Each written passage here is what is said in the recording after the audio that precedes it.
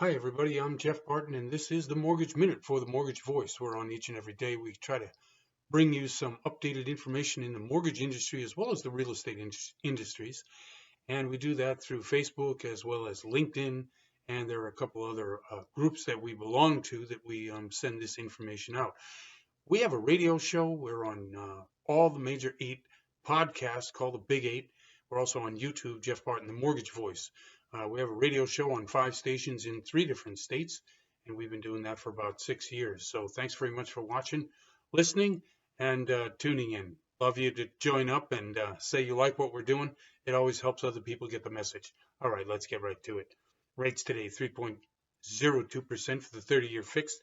The 15-year fixed is at 2.45. The FHA is at 2.38, and of course the jumbo is at 3.34. All of these are rates that have come down a bit. Now we're talking about ranges of between 5 and 15 basis points, so not a huge range. And of course, these are all for A-paper stellar borrowers. If you have some credit issue, if you have an income problem, meaning that you can't document, or you've gone from W-2 to 1099. There are all kinds of ways that lenders will put overlays on the particular loan that you want to get.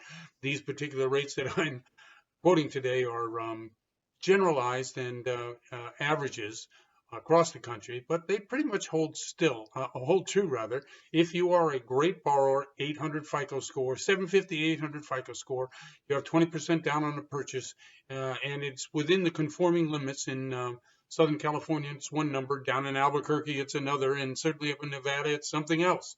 On the East Coast as well. Malibu Funding, who sponsors this show, as well as as well as the Mortgage Voice.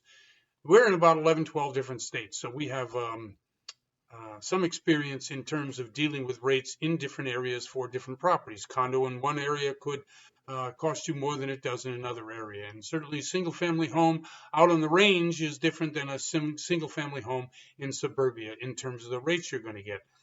Let's see, what else is here? Late stage delinquencies, really up. Not a good sign. However, foreclosures are really down. That's a great sign. So there's a disconnect.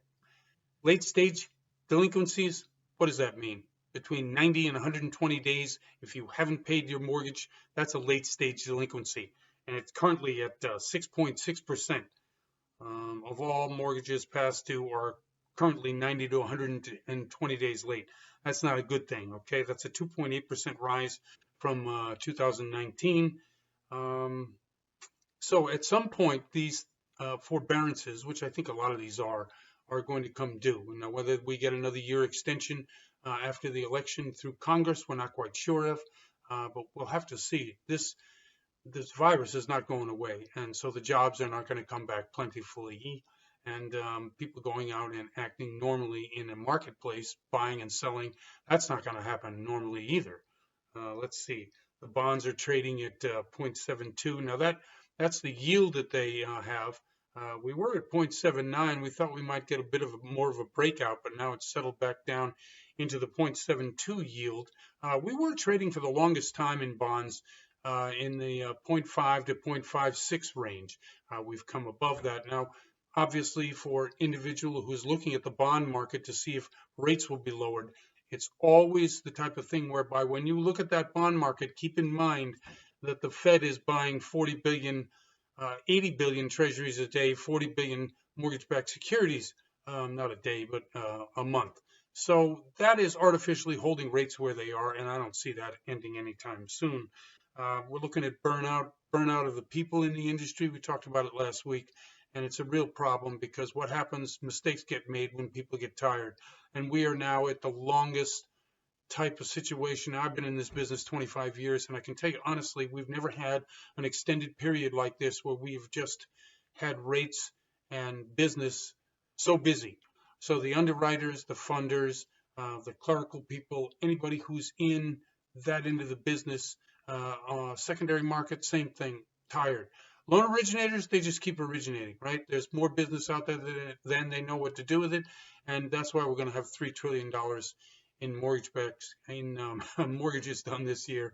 And okay, anything else happening here? Second stimulus is in doubt. The loans are harder to get. Yeah, they're harder to get because, as I said, there's a lot of things going on that are trying to slow the industry down because people are just tired. Anyway, I'm Jeff Barton. I'm your voice in the mortgage industry. There's more to come tomorrow, and thanks for listening in.